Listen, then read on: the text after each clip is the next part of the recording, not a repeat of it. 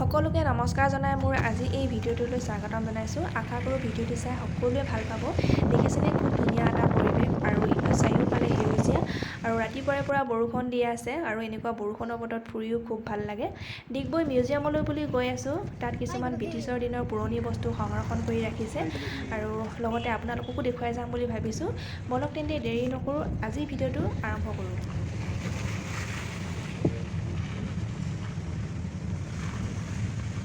আৰু প্ৰথম সোমাই আপোনালোকে এনেকৈ দেখিবলৈ পাব ৱালবিলাকত খুব ধুনীয়াকৈ আঁকি ৰাখিছে বস্তুবিলাক আৰু প্ৰতিটো বস্তুৱে মানে প্ৰতিখন ছবিয়ে মানে এটা মিনিং থকা। মই আপোনালোকক দেখুৱাবলৈ নোৱাৰিলোঁ ভালকৈ। আৰু এইফালে দেখিবলৈ পাব আপোনালোকে হাৰমনিয়াম, তাবলা খুব ধুনীয়াকৈ আঁকি ৰাখিছে। পেঁপা, আমাৰ অসমীয়া যি সংস্কৃতি, এইফালে ঢুলীয়া নাচনী। সোমাই আপোনালোকে দেখিবলৈ পাব ইয়াত কিছুমান মেচিনেৰী বস্তু ৰাখিছে, যিবিলাক বস্তু আগৰ দিনৰ ব্ৰিটিছসকলে ইউজ কৰিছিলে। এতিয়াও খুব ধুনীয়াকৈ সংগ্ৰহ কৰি ৰাখিছে, খুব ধুনীয়া হৈ আছে বস্তুবিলাক। আপোনালোকে আহিলে দেখিবলৈ পাব ধুনীয়াকৈ ৰাখিছে ইয়াত বস্তুবিলাক। আৰু এইফালে এইখন হৈছে সৰু ট্ৰেইন, একেবাৰে সৰু ট্ৰেইন। এইখনত হয়তো ব্ৰিটিছসকলে অহা যোৱা কৰিছিলে আগৰ দিনত। আৰু পিছফালে যিখন ট্ৰেইন দেখিছে সেইখন হৈছে বস্তু অনা নিয়া কৰা ট্ৰেইন। আপোনালোকে দেখিবলৈ পাইছে খুব ধুনীয়াকৈ সকলোবিলাক বস্তু ৰাখিছে ইয়াত। আৰু কিছুমান মেচিনেৰী বস্তু আছে, মই সেইটো ভালকৈ বুজাই ক'ব নোৱাৰিম আপোনালোকক। আৰু ইয়াত খুব ধুনীয়াকৈ লিখি থোৱা আছে, আপোনালোকে আহি চাই যাব পাৰে কোনবিলাক কি বস্তু আৰু কিমান চনত ইউজ হৈছিলে এইবিলাক বস্তু, কিমান দিনলৈকে আছিলে এইবিলাক বস্তু। খুব ধুনীয়াকৈ আছে ইয়াত, ধুনীয়াকৈ ৰাখিছে ইয়াত বস্তুবিলাক। আপোনালোকে আহিলে গম পাব, সকলোবিলাক বস্তু চাই যাব পাৰিব।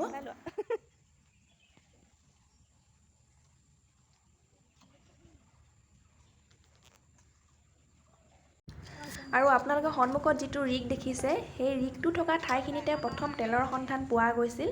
ইয়াত কোনো মানুহৰ সহায়ত বা কিবা মেচিনৰ সহায়ত তেলৰ সন্ধান পোৱা নাছিল। ইয়াত একমাত্ৰ হাতীৰ গছকতহে মানে তেল আছে বুলি সন্ধান পোৱা গৈছিল। আৰু তাৰপিছত লাহেকৈ মানুহবিলাকে গম পালে, তাৰপিছত এনেকৈ ৰিক বহাই তেল উলিয়ালে। আৰু ইয়াত ধুনীয়াকৈ লিখা আছে, আপোনালোকে হয়তো আহিলে দেখিবলৈ পাব। আৰু আপোনালোকে সকলোৱে জানে চাগে এছিয়াৰ ভিতৰত আৰু আমাৰ অসমৰ ভিতৰত প্ৰথম ডিগবৈত অইল ৰিফাইনেৰী হৈছিল। খুব গৌৰৱৰ কথা আমাৰ অসমৰ কাৰণে, ইমান ধুনীয়া এটা বস্তু আমাৰ অসমতে আছিল। আৰু ইয়াত আছে পেট্ৰল পাম্প, এনেকৈ তেল ভৰাইছিলে।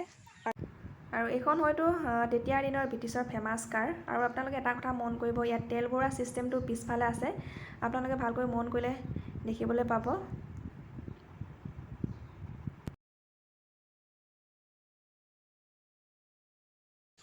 আৰু ইয়াৰ হৈছে আগৰ দিনৰ ব্ৰিটিছৰ হাজবেণ্ড ৱাইফ, ইমান ধুনীয়াকৈ মানে বনাই ৰাখিছে, এতিয়াও খুব ধুনীয়া হৈ আছে।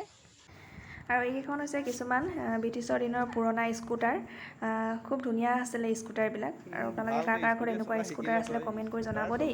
আৰু মই এইফালে বেটাৰৰ লগত অকণমান ধেমালি কৰিছোঁ, এইফালে দেউতাকে হঁহুৱাই আছে, আপোনালোকে এইবিলাক ইগন'ৰ কৰিব।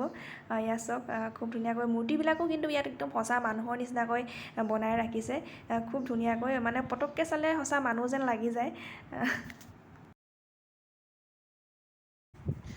আৰু এই কেৰাহীকেইটা আপোনালোকে ভালকৈ মন কৰিবচোন, ইমান ডাঙৰ কেৰাহী। কেমেৰাত ভালকৈ ধৰিব পৰা নাই, কিন্তু ৰিয়েলত বহুত ডাঙৰ কেৰাহী। আৰু ইয়াত মানে কিমান মানুহে খাব পাৰিব মানে বনাই মেলি ঠিকনা নাই। ইমান ডাঙৰ কেৰাহী মই প্ৰথম দেখিছোঁ। ইয়াত হয়তো অইলৰ কামতে কিবা ব্যৱহাৰ হৈছিলে এই কেৰাহীকেইটা। আৰু এটা ইণ্টাৰেষ্টিং বস্তু দেখাই আছোঁ আপোনালোকক, ভালকৈ মন কৰিলে আপোনালোকে দেখিবলৈ পাব। ওপৰত যে জ্বলি আছে সেই জুইকুৰা, মানে 24 ঘণ্টাই জ্বলি থাকে এই জুইকুৰা, কেতিয়াও নুনুমাই এই জুইকুৰা। আপোনালোকে ভালকৈ মন কৰি দেখিবলৈ পাব। আৰু এতিয়া যাওঁ মেইন মিউজিয়ামটোৰ ভিতৰলৈ। ইয়াত কিন্তু মোবাইল নিয়া এলাও নাই। আৰু বাহিৰত আপোনালোকক যিমানখিনি বস্তু দেখালোঁ নহয়, তাতকৈ মানে 10 গুণতকৈ অধিক বস্তু সেই মিউজিয়ামটোৰ ভিতৰত আছে। মানে ব্ৰিটিছসকলে কেনেকুৱা ধৰণৰ যুদ্ধৰ সময়ত পোছাক পিন্ধিছিলে বা কেনেকুৱা ধৰণৰ বন্দুক ইউজ কৰিছিলে। আৰু মেইন যিটো হাতীৰ গছকত মানে তেলৰ সন্ধান পোৱা গৈছিল, এই হাতীটোকো মানে ধুনীয়াকৈ মানে বনাই ৰাখিছে, একদম সঁচা হাতীৰ দৰে বনাই ৰাখিছে।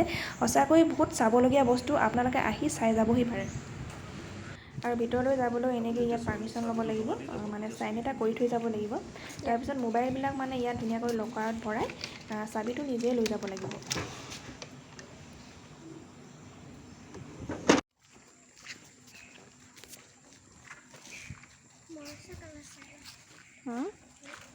ডিগবৈলৈ আহিছোঁ যেতিয়া পাৰ পাৰ্কতো সোমাই গৈছোঁ আৰু মিউজিয়ামৰ ওচৰতে আছে এই পাৰ্কখন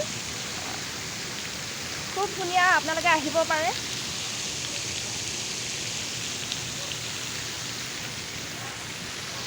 সো ফ্ৰেণ্ডছ আজি ভিডিঅ'টো মই ইয়াৰ পৰা বিদায় লৈছোঁ আপোনালোকে ভিডিঅ'টো চাই কেনেকুৱা পালে কমেণ্ট কৰি জনাবলৈ নাপাহৰিব আৰু অতি সোনকালে আহিম আপোনালোকৰ মাজলৈ নতুন ভিডিঅ' লৈ তেতিয়ালৈকে আজিলৈ আহিছোঁ